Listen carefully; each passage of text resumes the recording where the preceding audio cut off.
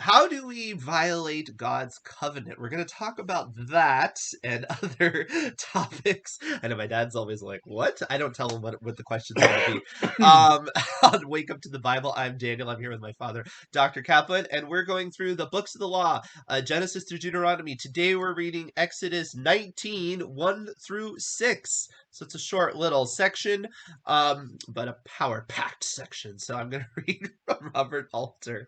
On the third new moon of the Israelites going out from Egypt, on this day did they come to the wilderness of Sinai. And they journeyed onward from Rephidim, and they came to the wilderness of Sinai. And Israel camped there over against the mountain. And Moses had gone up to God, and the Lord called out to him from the mountain, saying, Thus shall you say to the house of Jacob, and shall you tell the Israelites, You yourselves saw what I did to Egypt, and I bore you on the wings of eagles, and I brought you to me. And now, if you will truly heed my voice and keep my covenant, you will become for me a treasure among all the peoples, for mine is all the earth. And as for you, you will become for me a kingdom of priests and a holy nation. These are the words that you shall speak to the Israelites. So we have the setup of what will become the Sinaitic covenant. Is that accurate, you think? What do you say? Sinaitic. Sinaitic covenant. And when I was throwing out the question of how we end up violating God's covenant. Well, I'm going to posit this statement and say, just like the Sinaitic covenant, this is a very similar situation because he says, and now if you will truly heed my voice and keep my covenant. And in my opinion, we are still in the same scenario. We are still about heeding God's voice. If you look at what Jesus says in John, the sheep know my voice, and if they follow me, then they will not be plucked. And I believe, unlike some people who say that's an inevitability, I would say that's actually kind of a command that we have to follow the voice, and therefore not be plucked. But that's a whole nother matter. And I know I just triggered a bunch of Calvinists, sorry, or the preservation of the saints. But anyway, my point is, again, I believe in a lot of continuity. So I believe the covenant, that the covenant we are currently in now still involves truly heeding a voice in order to keep it. What do you say? Well, that's the point of the new covenant, that God's law be written in our hearts and our minds. Right. That's the new covenant makes the law more binding in that sense. We're more able to understand it and more able to keep it with the new covenant. The problem was with the people, as it says in Hebrews. The problem was not with the law; it was with the people. I wanted to mention that the Israelites here, when it says they talk in Israel camped there. By the way, Genesis 19:1. It may very well be the same day of the week when they left Egypt. The way it's worded here, that might be important. Genesis 19:1. And I'm sorry, Exodus 19:1. It may be the same day of the week that they left. That they left what? The same day that they left Egypt, same day of the week. Because how could it be though? It wasn't a new moon because the 15th day of the first month is not a new moon. No, I'm saying in the third month after the children of Israel had gone out of Egypt. But it says the third new moon. Doesn't that imply the beginning of the third month? Well, it could be just the third month. He says the third new moon. I see. But in any case, the point I'm bringing out is that it's this same day of the week that they left. Oh, I see what you're saying. That may be, and that may be important to be aware of. It's essentially saying, well, wait a minute, that would be 60 days, but that doesn't make sense. No, it's the third one would be. No, because it depends. There's some months have 29 days, some have 30. Well, whatever, but it's not. If it's more than 50 days, then it's not. Then it's way past Pentecost, and I thought that the Pentecost was around this time. No, it's before Pentecost. I'm just saying So it can't be 50 days. So how can it be? I'm not saying it's 50 days. I'm just saying it could be the same day of the week that they left. It wouldn't have to be 50 Then I think it has to be, though, the first day of the third month. It can't be the third month after they leave. because that would be 29 plus No, it's 29. just in the third month It after they left. It just means that it they. can't be though, because that would be 29 plus 29, which would be No, it is. They did. No, it is. They're in the third month. 29, 29, and then now they're in the third month. But that's all it. All it's but telling they you. didn't start they started in the middle of the first month. Right. But all it's saying is that it's the third So month, it's 14, which we call Sivan. but it does matter because it's not 29 plus 29. That would put you past Pentecost. No, it wouldn't, because you have. Yes, it would. 29 plus 29 is more than 50 days. Oh, that's how you're doing it. No, Yes. no, that's not the point here at all. The point here is that Well, that's what you said. You said it might be 2 months after they left, and I'm saying it can't be. no, I'm not saying it. I'm just saying I that. think that this is saying this is Sivan 1, or Well, the first day of the third month. well, all I'm saying is that they left in Nissan, then ER came, Yes. and then Sivan came. Right. So that's all. That's a way to understand it. I That gotcha. we're now in Sivan. Okay, I see what you're Without saying. knowing It exactly. doesn't have to necessarily be Sivan 1. It doesn't have to be, just that we're in Sivan But I now. would argue, It could be. and I am arguing, Yeah. I would argue if it's not Sivan 1, then it's confusing because if you're saying it's 2 months, should be Sivan 15, and it can't be. It can't be that late. No, it's just that they're in that month. That's all I'm saying. Yeah. And I'll another. just, I'd like to say I think it's Sivan 1. All right, and another thing is that, well, we can calculate it out, but it may have been the same day of the week when they left. They left on the 15th day of the first month, but Right. it doesn't tell what day of the week it was there. No. And it doesn't say it, tell it here either. But the No. language, it says on the same day, so that may mean the same day of the week. Oh, I see what you're saying. Yeah, like if they left on a Friday, this could have been Mhm. a Friday. That's all I'm saying. But we'll work it out. Uh, the other thing I wanted to That would mention. be interesting to figure out. We should Yeah, look that one. We should look yeah. into that at some point. Yes, that's where I Be- brought it up. See. well, now I can See? live, so Uh, thanks. Now Now I wanted to go on though and bring out you'll get an update way later, like episode, probably like 6 episodes from now. So all right. sorry, it's a Now cliffhanger. I want to say that Israel encamped, and Yes. it's in the singular. Yeah. Israel encamped as if it's one person. Israel Yeah. encamped, Okay. and so it stresses the unity of Israel here. Mm-hmm. And when there is unity in God's church, there's power. Right. Here we have Israel encamped as one, and then of course all that happens afterwards. Right. Now, if you go to Nehemiah 8, Okay. you have another giving of the law here, and let me go to see how the order of the King James is different than the Tanakh order. All right. Anyway, Nehemiah 8. Verse 1. Now all the people gathered together as one man in the open square that was in front of the water gate, and they told Ezra the scribe to bring the book of the law of Moses, which the Eternal had commanded Israel. So here we have again a unified group listening to the law, and tremendous spiritual renewal takes place. Right. Now we go to Acts the second 2. chapter. Right. I knew you were going to do that. Acts 2 and verse 1. And if you know the state of the church, this in itself could be a miracle.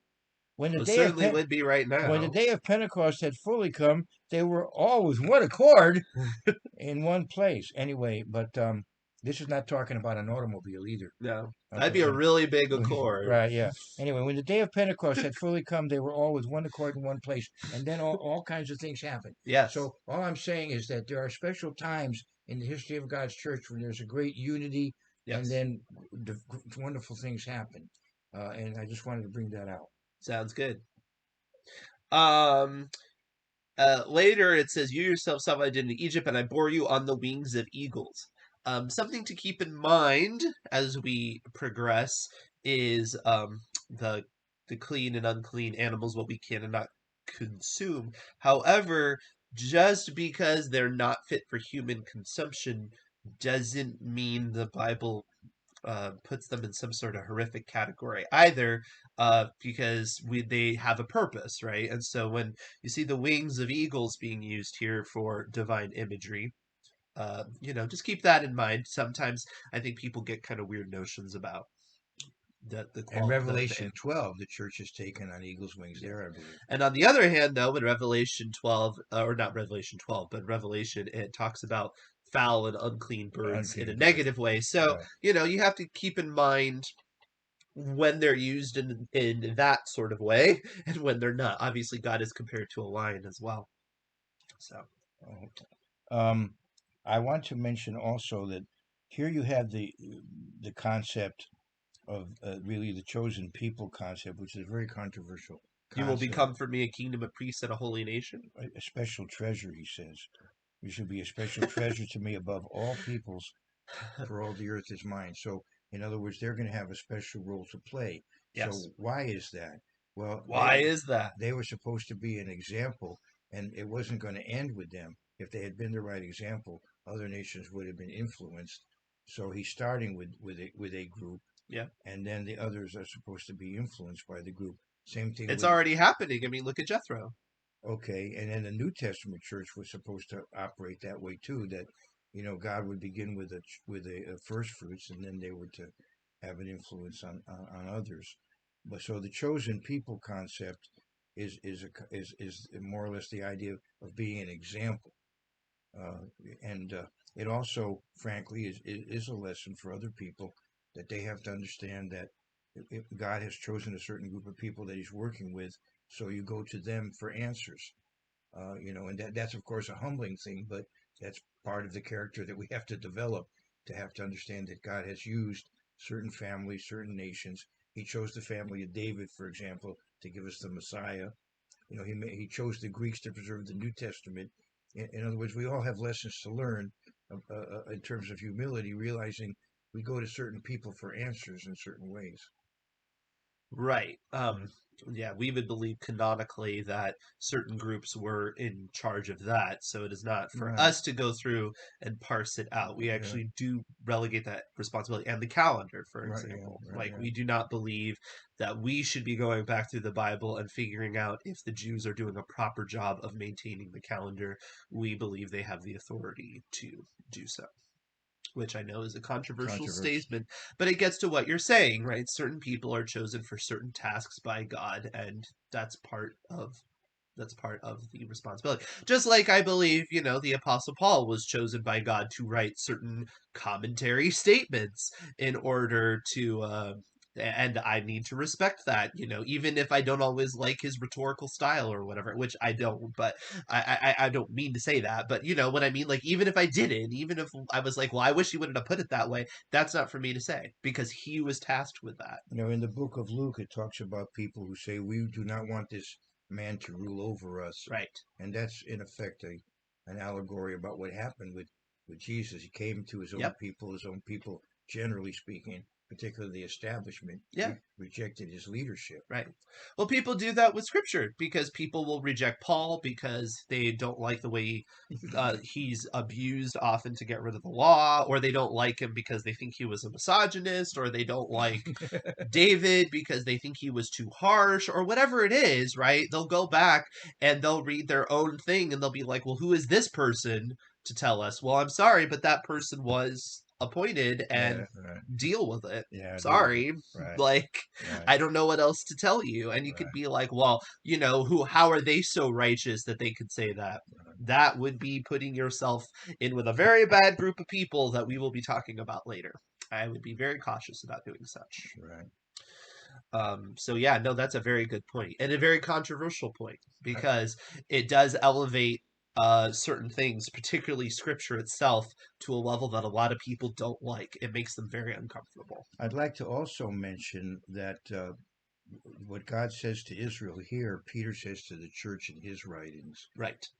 The church is a priesthood in this day and time. It doesn't mean that Israel no longer has a role. Right. What do they call that? There's a term for that in theology, where the church sort of takes over and Israel's no longer Replacement theology. replacement. Yeah, that's of course incorrect. Right. Israel has a role to play, but nevertheless, It's like expansion theology, but not replacement. if you look at the Peter's writings, he says the same about the New Testament church. Right, exactly. And that gets back to the covenant too. There's a continuity. Even though I do believe in the new covenant and and I don't want to get like whatever they want to say, dispensationalist, like, but it's and that's why I think there's a continuity, right? There's a continuity. Things can be adjusted without it being a complete break in the thought. It's just adjusting because of change. Well, Paul talks about the wild olive tree that's grafted on, Right. and then eventually the actual tree will come back into action. Right. Right now it's kind of in a what's the word, abeyance, Yeah. for the time being, spiritually speaking. Right. And Um, this is and where it gets tricky because then you're like, well, what is a Judaizer, right? Because doesn't everybody kind of become Jewish? And in a sense, yes, and in a sense, no, right? right, right, You are not required to think of yourself as a different ethnicity. right, That's not true. Um, However, in a sense, these are your spiritual ancestors, and right, there is a continuity there. right. Yeah, you're a Jew spiritually, as it says in Romans 2. Right. Um, So anyway, that's a lot to unpack. right. Comment below if you don't like what we have to say, if we could respond to that. Is there anything else that you can see in this area, this thing, before we move on? We've done enough We've already. done enough damage. All right. Yeah. Well, if you enjoy what we have to say, please like, subscribe, hit the bell, and we will see you tomorrow.